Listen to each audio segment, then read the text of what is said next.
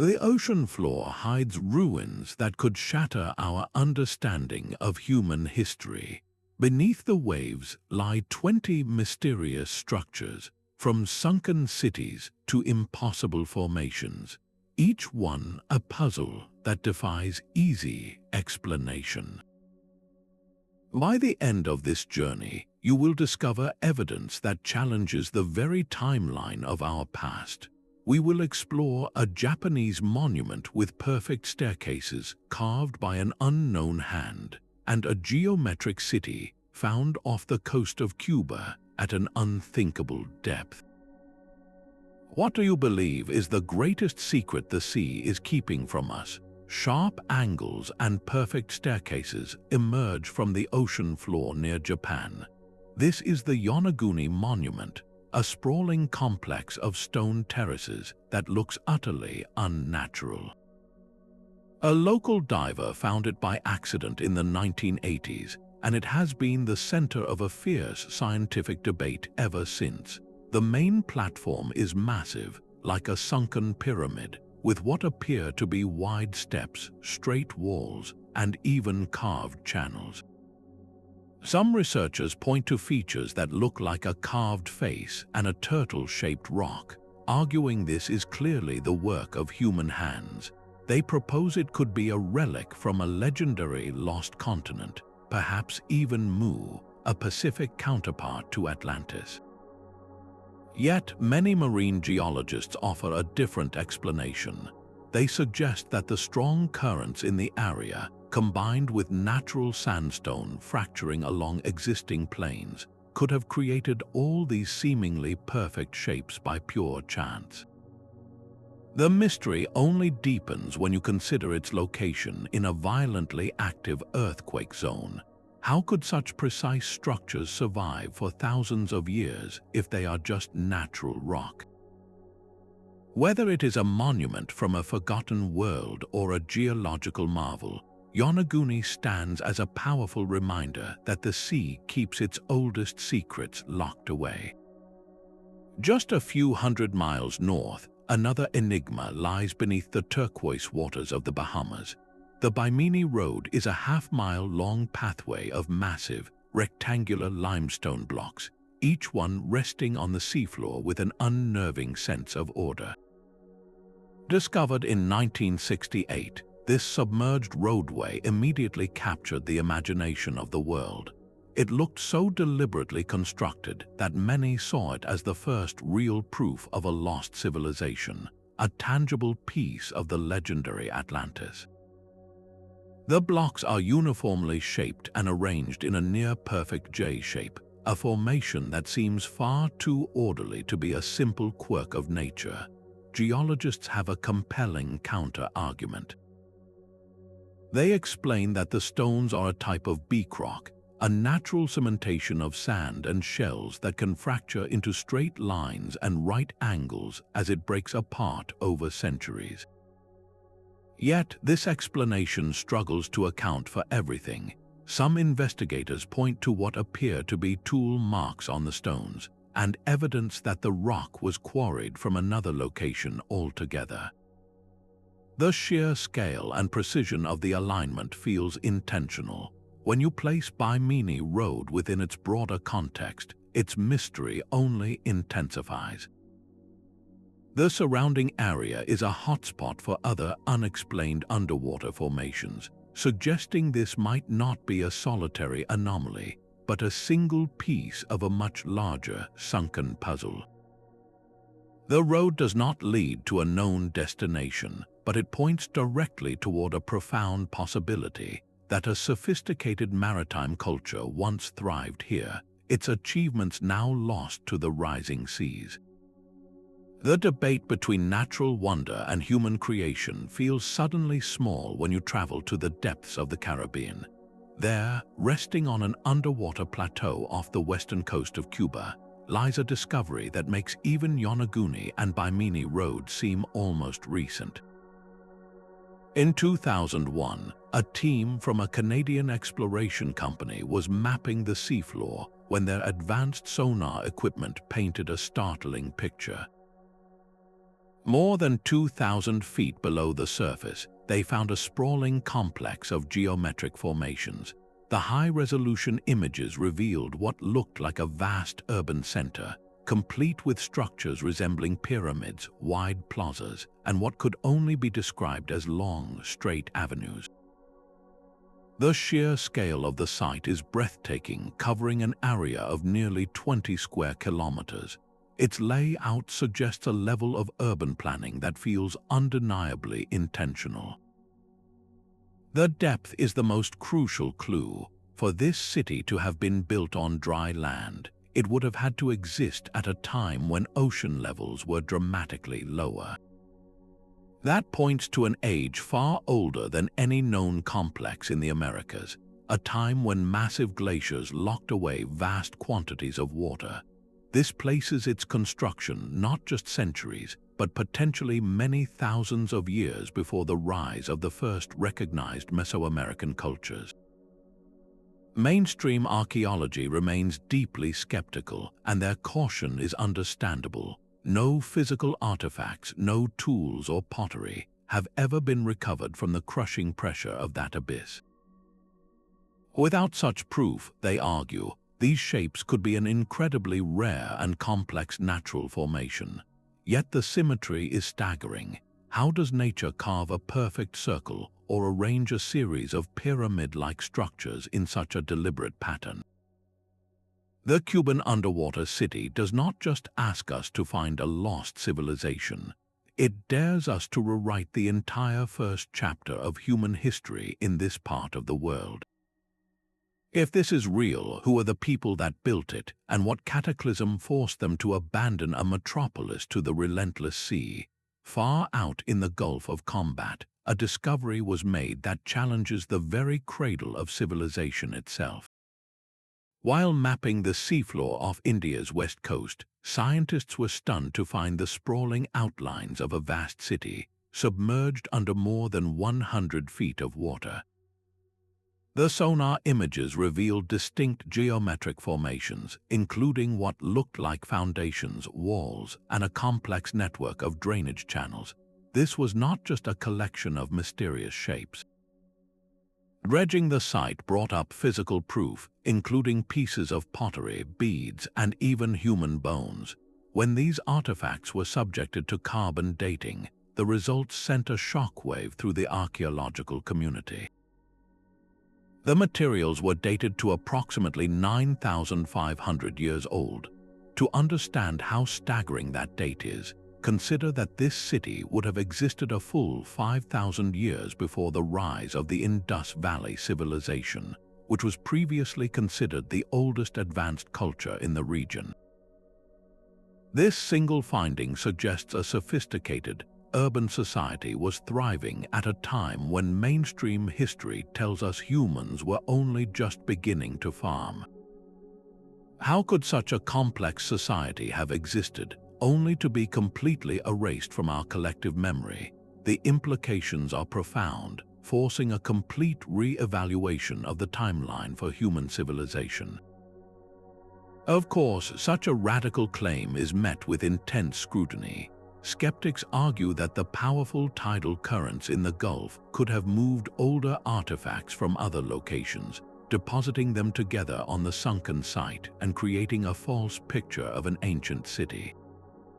They also question the dating methods and the clarity of the sonar images. The Indian government has conducted official studies, yet the debate is far from settled. Whether this is the remnant of a forgotten metropolis or a complex geological illusion, the Gulf of Khambhat structure stands as a monumental question mark. It dares us to consider that the story of human achievement is far older and far more mysterious than any textbook has ever admitted. While the depths of the Gulf of Khambhat suggest a forgotten chapter of human history, another discovery points to a mystery of an entirely different nature.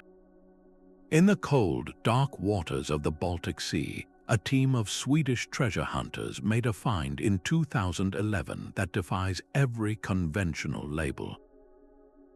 Their sonar scan revealed a massive, circular object resting on the seabed, nearly 200 feet across. Its shape was unnervingly geometric, with straight edges, right angles, and a structure that many observers immediately said looked like the Millennium Falcon from the Star Wars films. This was not a collection of crumbling walls or scattered blocks. It was a single, immense, and bizarrely artificial-looking formation. The high-resolution images showed what appeared to be stairways, ramps, and long, straight lines that seemed deliberately carved. But the strangeness did not end with its appearance. Divers who approached the object reported that their electrical equipment would inexplicably fail the closer they got. Cameras, satellite phones, and even the lights on their submersibles would shut down, only to reactivate once they retreated to a safe distance. This eerie effect has never been satisfactorily explained. The mainstream scientific community has proposed several theories. One suggests it is a simple glacial deposit, a large rock left behind by a retreating ice age glacier. Others have wondered if it could be a remnant from the world wars, perhaps a sunken anti-submarine device. Yet, these explanations struggle to account for the object's perfect circularity, its sharp 90-degree angles, and the persistent reports of electromagnetic interference. How could a mere rock cause such a consistent and localized disruption of technology? The Baltic Sea Anomaly does not easily fit into any known category, natural or man-made. It stands alone on the seafloor, a silent, unyielding puzzle that captivates both serious researchers and curious minds. It forces us to ask whether we are looking at a one-in-a-billion geological fluke, or something that truly challenges our understanding of what is possible beneath the waves. The strange silence of the Baltic Anomaly gives way to a far more turbulent and legendary patch of ocean. East of Japan, the sea charts mark a zone of peril known as the Dragon's Triangle. This area is the Pacific's dark twin to the Bermuda Triangle, a place where ships and aircraft have vanished for centuries under mysterious circumstances. But the true mystery is not just what disappears on the surface, but what has been found lurking far below. Underwater surveys have mapped colossal, pyramid-like structures rising from the seabed, their sharp, angular forms standing in stark contrast to the surrounding underwater mountains. These are not small monuments, they are immense, with some estimates suggesting they were built over 10,000 years ago. Their design is a complete anomaly. The stonework and layout do not correspond to any known period of Japanese architecture, leaving archaeologists with no cultural thread to follow. This void is filled by powerful local legends that speak of a lost kingdom, a vibrant land that sank beneath the waves in a single, catastrophic night. The geology of the region provides a terrifyingly plausible mechanism for such a disaster. The Dragon's Triangle sits at a violent convergence of tectonic plates, a crucible of constant earthquakes and volcanic activity. It is a place where the very earth is unstable, capable of swallowing entire landscapes in a sudden, violent convulsion. This means these mysterious pyramids could have been submerged in an instant, preserved in a deep sea tomb that locked them away from human memory for millennia. The existence of these structures forces a difficult question. Are we looking at the geological fingerprints of a volatile planet, or the sunken ruins of a civilization so old its very name has been erased from history? Here, myth is not just a story, it is a potential record of a cataclysm, and the deep-sea stonework is its physical evidence waiting for us to decipher its code. While the Dragon's Triangle speaks of a kingdom lost to a sudden cataclysm, another Pacific site reveals a slower, more deliberate drowning. On the tiny island of Pohnpei, the ruins of Nan Madol stand as a testament to an engineering miracle. This is a city built not on land but atop a coral reef, a labyrinth of nearly 100 artificial islets separated by a network of silent canals.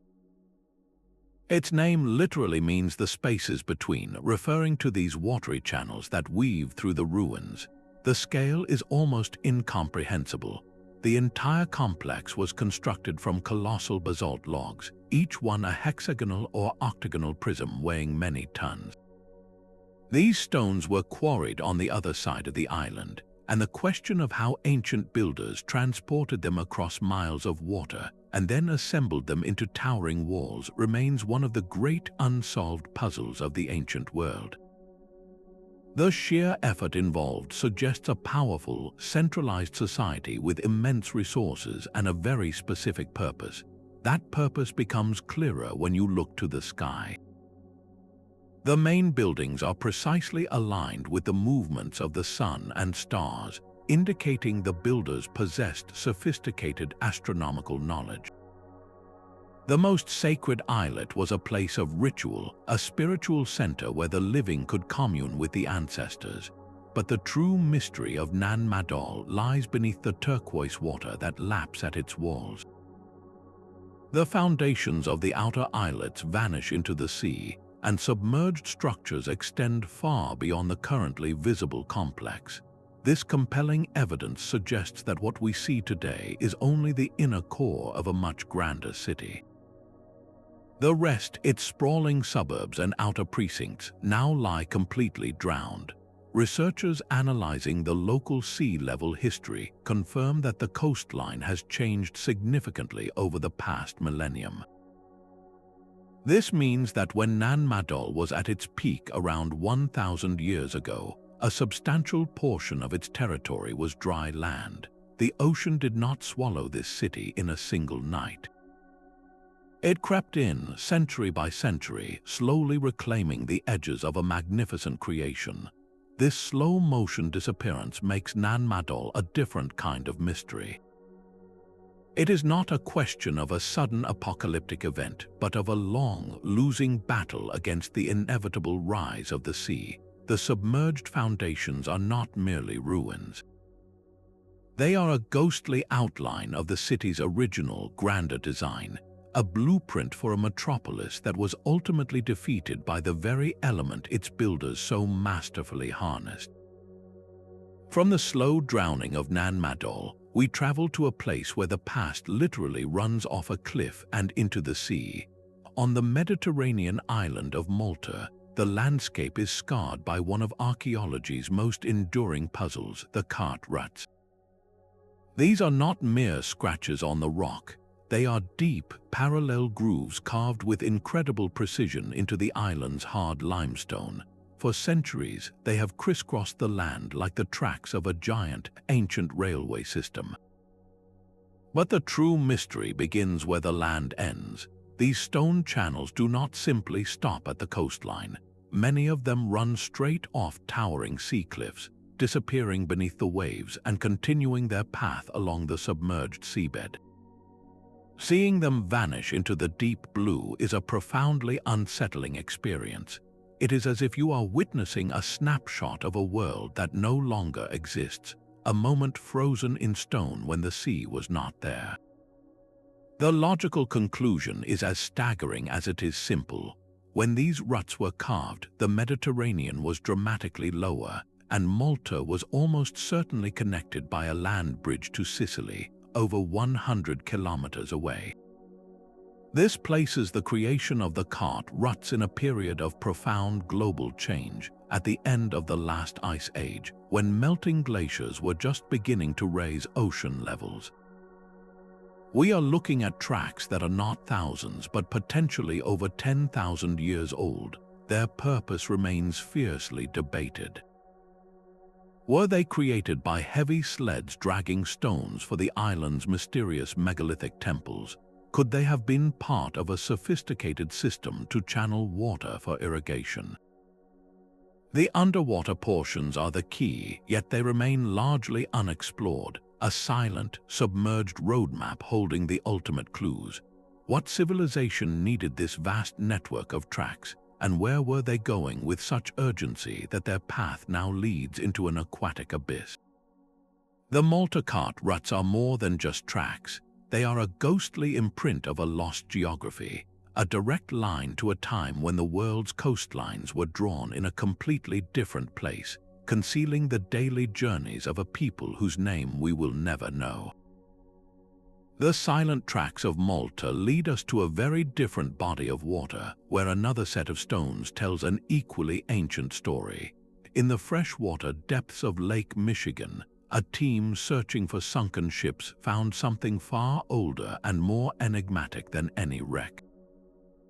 Resting on the lakebed 12 meters down is a perfect circle of massive stones. Its design is eerily reminiscent of the great stone circles of Europe, a crude but deliberate henge built by an unknown hand.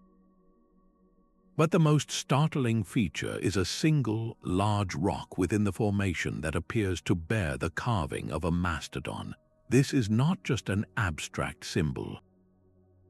It is a detailed depiction of a creature with long, curved tusks, an animal that has been extinct from North America for over 10,000 years. If this carving is genuine, it locks the entire structure into a specific and incredibly distant window of time. This was an era when humans on the continent were believed to be small, nomadic bands of hunter-gatherers, constantly on the move in search of food. The idea that such a society could, or would, organize the labor to haul and place multi-ton stones into a perfect geometric pattern on a lakebed completely rewrites our understanding of their capabilities. What purpose could this circle have served? Some researchers suggest it was a ceremonial site, a sacred space for rituals held by the water's edge. Others see the alignment of the stones as a potential astronomical calendar, a way for these ancient people to track the seasons and the movements of the sun and stars. The location itself is a powerful clue. When this stone circle was constructed, the water level of Lake Michigan was significantly lower. This was not an underwater temple. It stood on dry land overlooking a very different shoreline. The rising waters that eventually submerged it preserved it in a cold, dark museum, untouched for millennia. This single discovery in the American Midwest quietly dismantles a long-held belief that complex monumental architecture in the Americas is a relatively recent invention, arriving only with advanced agricultural societies. The Lake Michigan Circle stands as a silent, profound counter-argument. It suggests that the human impulse to build, to mark the land with meaning, and to seek understanding in the cosmos is far more ancient and universal than we ever knew. The stone circle in Lake Michigan speaks of a world slowly consumed by water, but some cities met a far more violent end. The legend of Helike was a ghost story told by the ancient Greeks for centuries. This prosperous coastal city, a major power in its own right, was said to have been erased in a single, terrible night in the year 373 BC.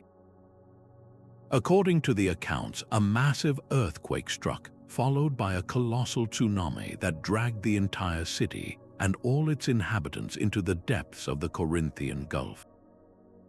For generations, it was a cautionary tale, a myth about the wrath of the gods. Then, in the late 20th century, archaeologists made a stunning discovery.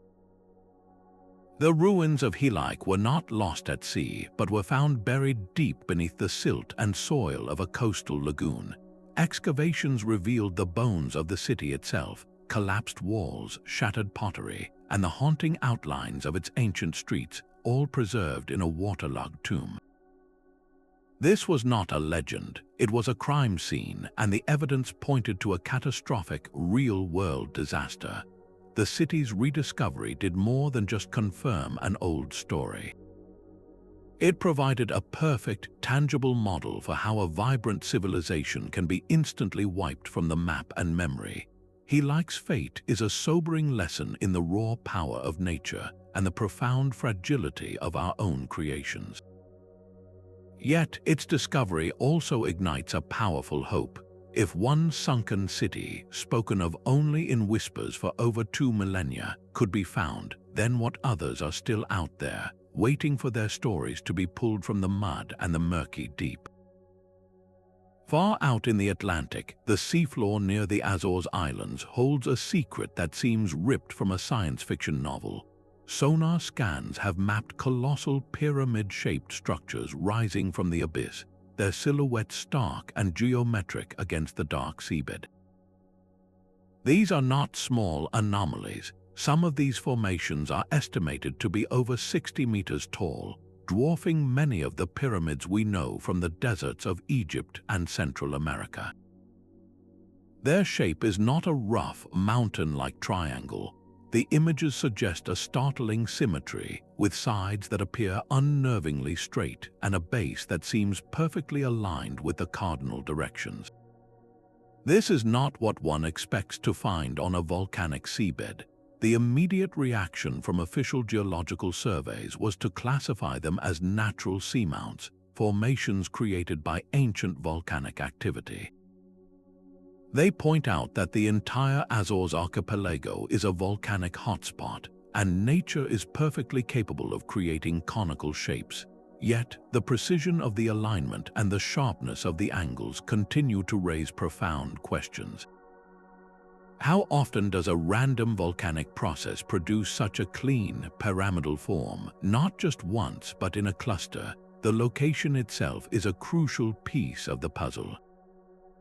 During the last ice age, when ocean levels were more than 100 meters lower, this entire area of the Atlantic would have been dry land. These pyramids, now submerged under the waves, would have stood on a vast coastal plain. This single fact transforms them from a geological curiosity into a potential archaeological bombshell. Could they be the remnants of a prehistoric Atlantic culture, a society that thrived on a now drowned landscape? The debate over the Azores Pyramids represents a fundamental challenge in underwater exploration. Without a physical dive to recover artifacts, we are left interpreting shadows and echoes. The Portuguese government's cautious stance is understandable, but the sheer scale and symmetry of these structures refuse to be easily dismissed. They force us to confront a difficult question. What level of proof do we require from the deep sea, and are we willing to accept that some of our greatest discoveries might not be found on land, but waiting for us in the eternal darkness of the abyss? High in the Andes, the deep blue waters of Lake Titicaca hold the ruins of a sacred world.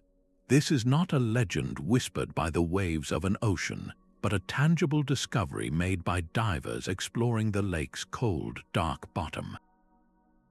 International archaeologists have mapped a sprawling underwater complex, a network of ancient terraces and stone walls that now lie silent beneath the surface. These structures are intimately linked to the Tiwanaku culture, a powerful civilization that dominated the region more than 1,000 years ago. The presence of these ruins here is a direct result of the lake's own breathing, its water levels rising and falling dramatically over the centuries.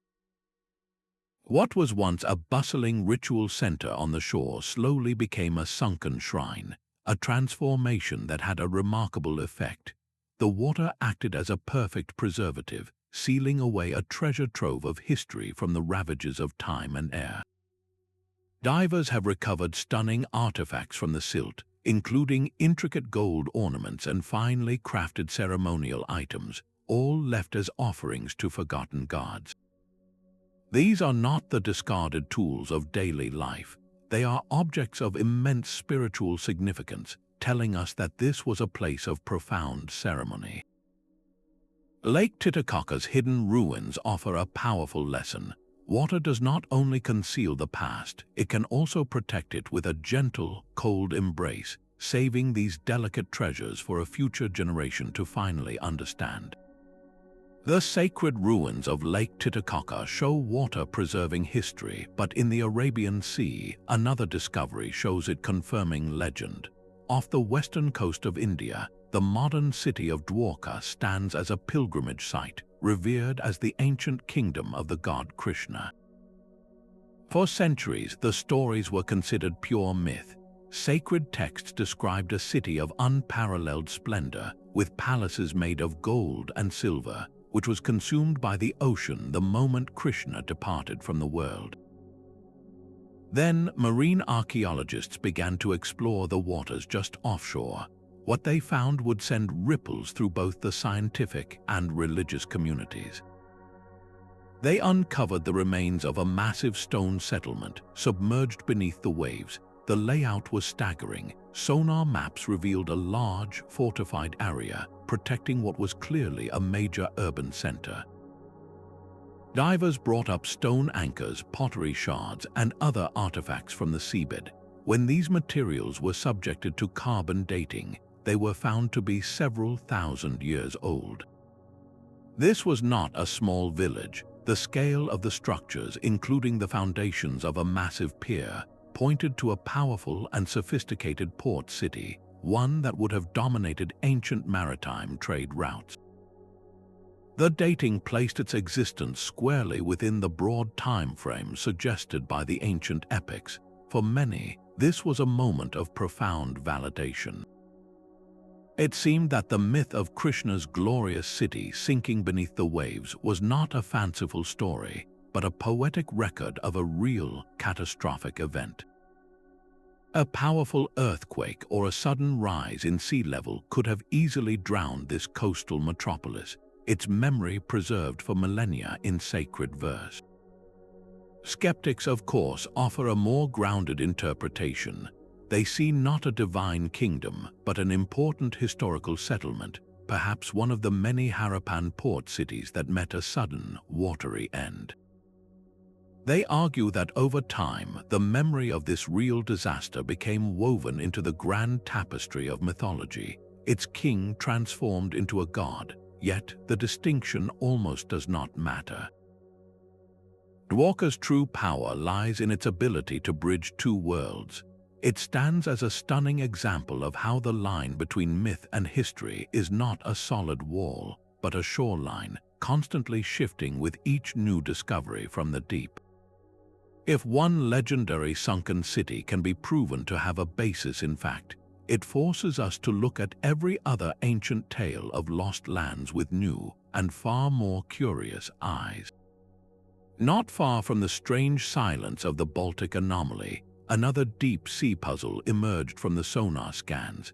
A team of oceanographers mapping the seabed discovered what they called the Wallenberg Structures, a collection of formations that looked uncannily like a small, sunken town. The images revealed long, linear features resembling streets, with clusters of blocky shapes that suggested the foundations of buildings. For a moment, it seemed they had found a lost city, a community swallowed by the Baltic Sea in some forgotten age. The initial excitement, however, soon met the rigorous scrutiny of geology. Experts proposed a far more natural explanation. They argued this could be a glacial moraine, a massive accumulation of rocks and debris pushed along and then deposited by a retreating ice age glacier. Such formations are common in this part of the world, a testament to the colossal power of ancient ice sheets. Yet, the sheer regularity of the Wallenberg layout keeps pulling investigators back. How often does a random pile of glacial rubble arrange itself into such orderly, geometric patterns? The apparent streets and building foundations feel too deliberate, too structured, to be easily dismissed as a simple geological accident. Adding to the intrigue is the site's profound depth, making it incredibly difficult and expensive to explore with manned submersibles or detailed archaeological surveys. This inaccessibility leaves the mystery frustratingly unresolved. The Wallenberg structures stand as a perfect example of the deep sea's dual nature. It can create breathtaking illusions, tricking our pattern-seeking minds into seeing cities where there are only stones. Yet it can also hide genuine mysteries, preserving the faint, scattered outlines of a past we have yet to fully comprehend. Each new sonar ping from the dark Baltic waters does not provide an answer. It only deepens the puzzle, reminding us that for every anomaly we find, the sea holds a dozen more, waiting in the silent cold. A different kind of ghost town rests beneath the Mediterranean waves off the coast of Israel. Atlit Yam is not a city of legend, but a perfectly preserved Neolithic village, a community that thrived over 8,000 years ago. This is not a collection of mysterious shapes or debated formations. It is a tangible, heartbreakingly complete snapshot of daily life from a time when humanity was first learning to farm and settle. The stone circles and foundations of homes are still there, arranged as their inhabitants left them. Most remarkably, the site contains the world's oldest known stone-built water wells, a testament to the ingenuity of these early people in securing their most vital resource.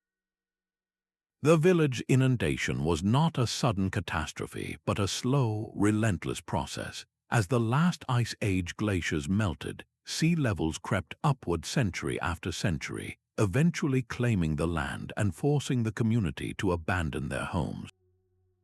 This slow drowning had an unexpected benefit.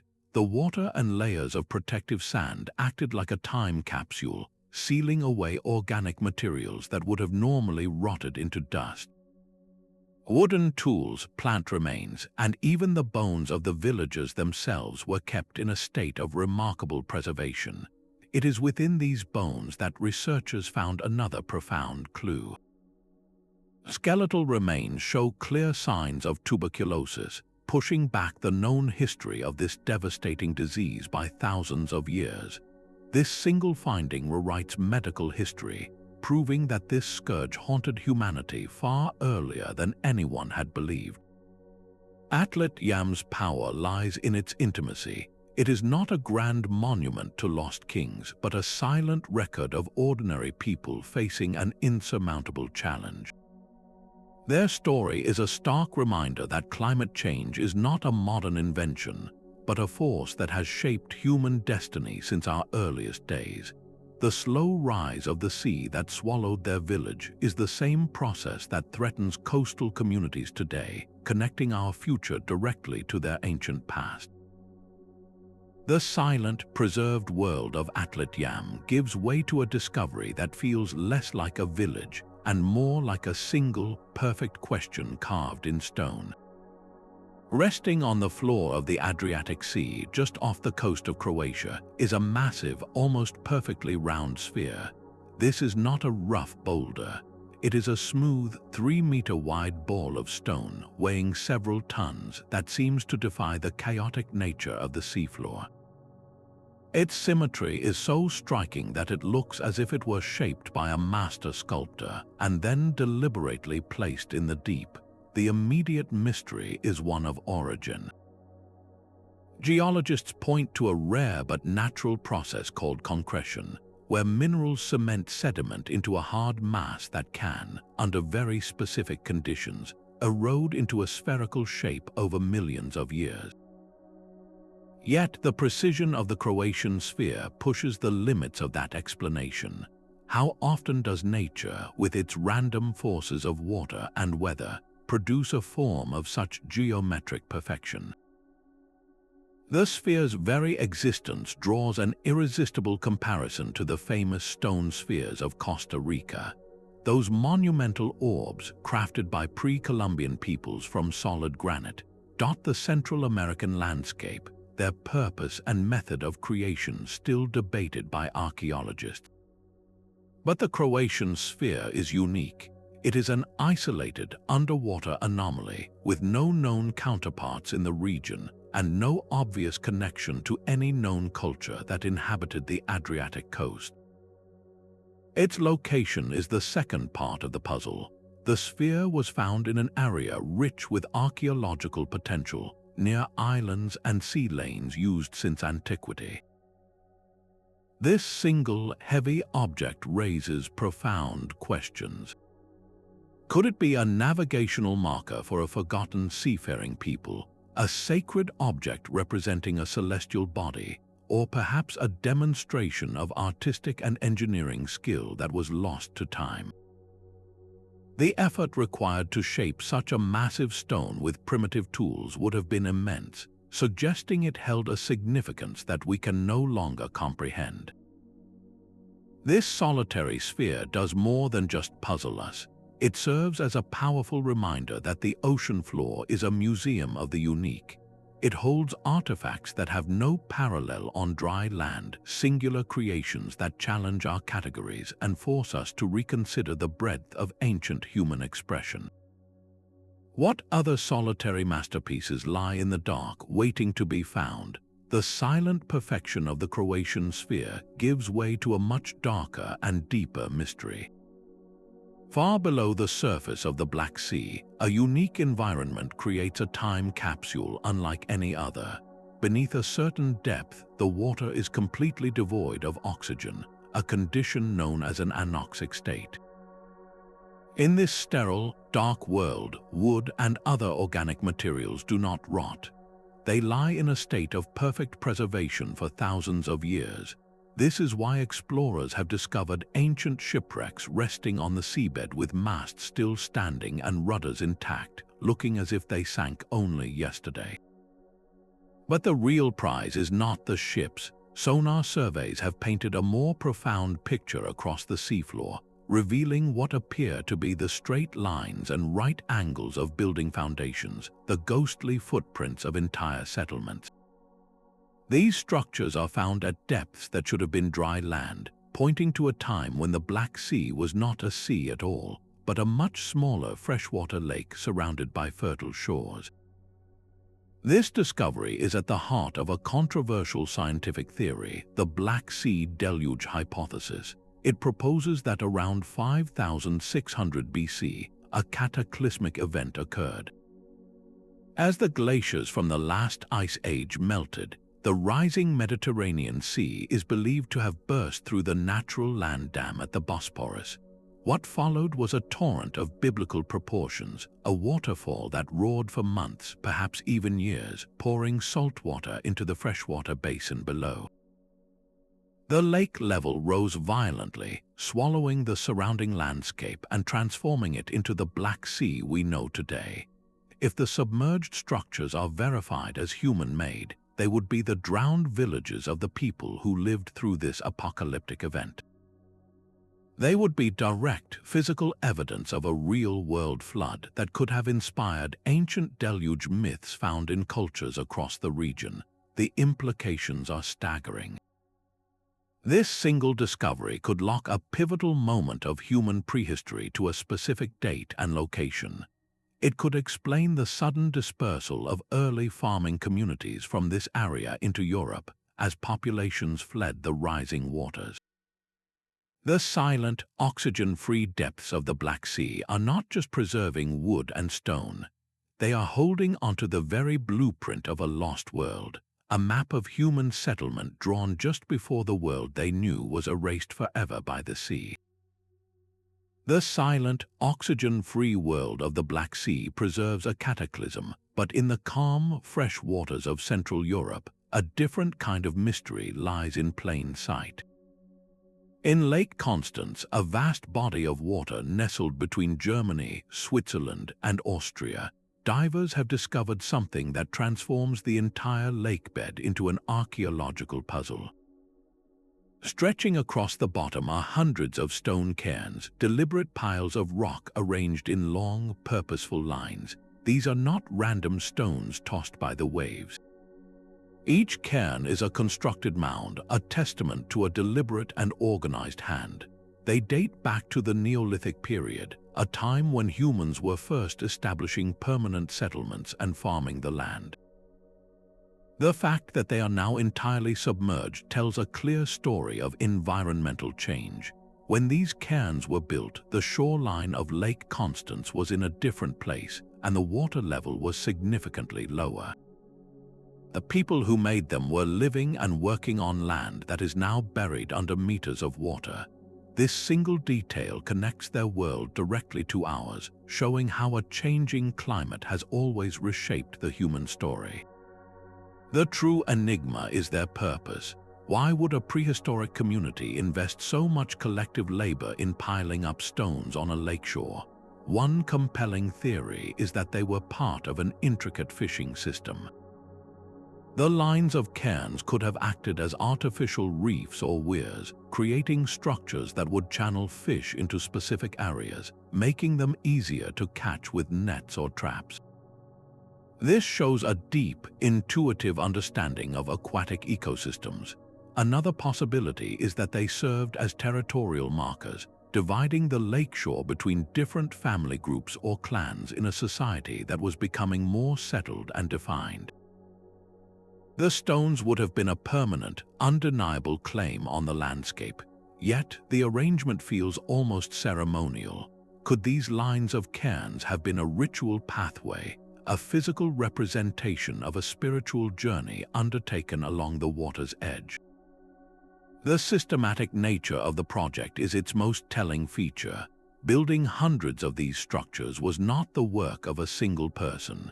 It required a coordinated communal effort, a shared plan, and a society with enough stability and resources to undertake a project that did not directly provide food or shelter.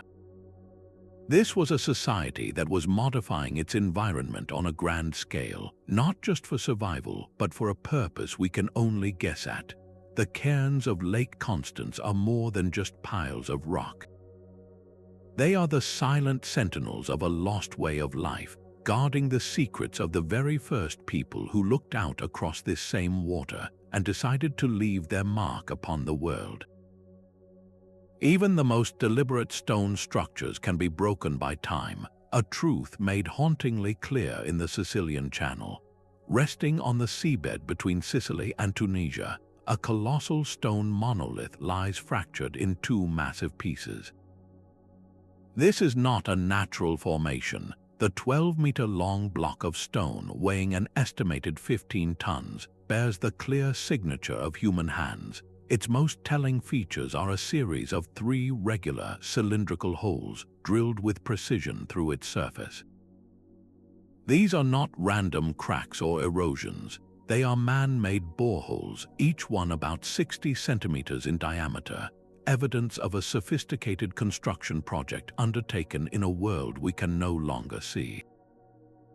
The location is the key to its immense age. Today, the monolith sits 40 meters beneath the waves, but during the last ice age, this entire area was a dry land bridge, a vital corridor connecting Europe to Africa. The people who carved and placed this stone were not building in the sea. They were shaping a landscape that has since been utterly lost to the ocean's rise. What purpose could such a massive object have served? Some researchers propose it was the foundation for a towering lighthouse, a beacon to guide the earliest mariners across a now submerged coastal plain.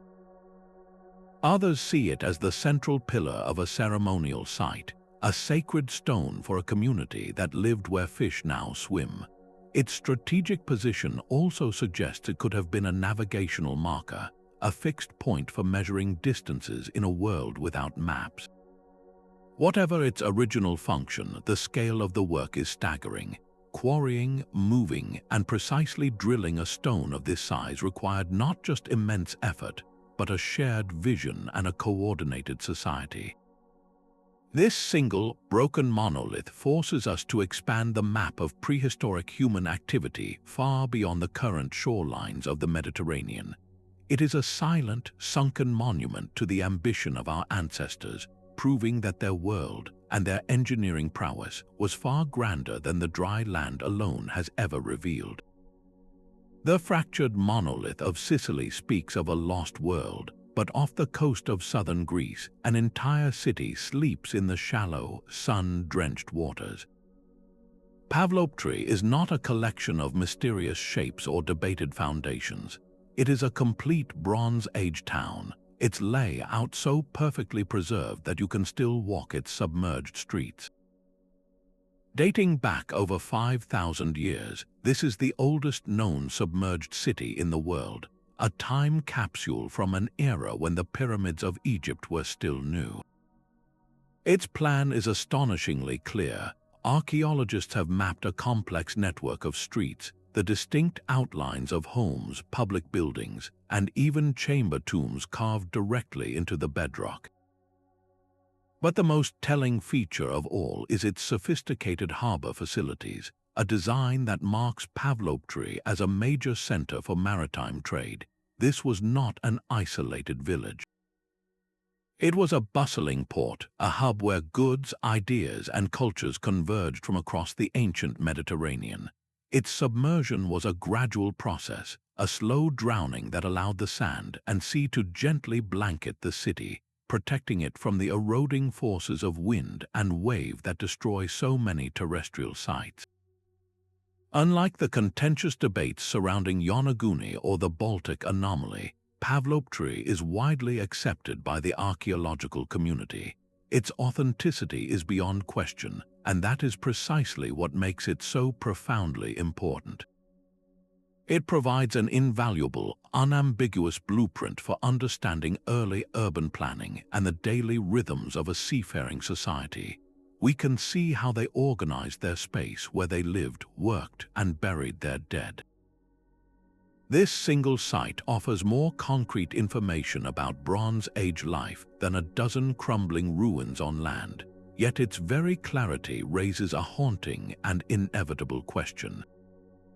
If Pavloptri exists, a fully realized city preserved by a quirk of geography and sea level rise, how many other Pavloptris are still out there, hidden in the murky depths of other coastlines? This accepted, studied city becomes a powerful benchmark. It proves that the sea did not just claim mythical continents or isolated monuments. It swallowed functioning, vibrant ports, entire chapters of human commerce and connection. Pavloptri is not an anomaly. It is a representative, a single confirmed data point in what must have been a vast, now drowned network of coastal civilizations. Its silent, sunken streets are a direct challenge, urging us to look at every shallow bay and sheltered cove with new eyes, wondering what other forgotten harbors lie just beneath the surface, waiting to tell their story. These scattered ruins form a global pattern when seen from above. From the Baltic to the Caribbean, the same story is written in stone on the seafloor. The evidence points to three powerful, recurring forces that shape this hidden history. Rising sea levels, a planet still recovering from the last ice age, slowly drowned vast stretches of coastal land that were once home to human societies. Violent tectonic activity, the grinding of Earth's plates, could swallow a city like Helike in a single night, or submerge a complex like the Dragon's Triangle Pyramids in a geological instant. And woven through it all are the threads of lost civilizations, cultures whose names we have forgotten, but whose monumental works remain. The timing is the most compelling clue. So many of these sites, from the Gulf of Khambhat to the Stone Circle in Lake Michigan, point to a period around the end of the last glacial maximum. This was a time of dramatic environmental change, when coastlines were not boundaries but broad, fertile plains. Human communities naturally settled these rich, low-lying areas, only to be forced into a slow retreat over generations as the waters rose. This was not an isolated event. It was a global migration, a reshaping of human geography whose evidence now lies underwater. The sophistication of the construction is another unifying thread.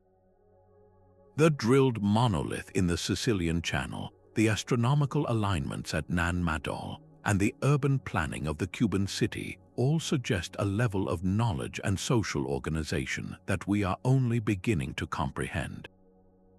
These were not primitive peoples, they were engineers, astronomers, and city planners.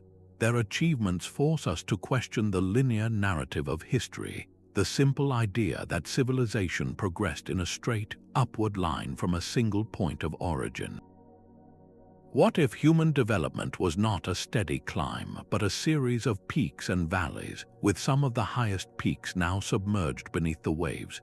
This is why solving these puzzles demands more than any single field of study.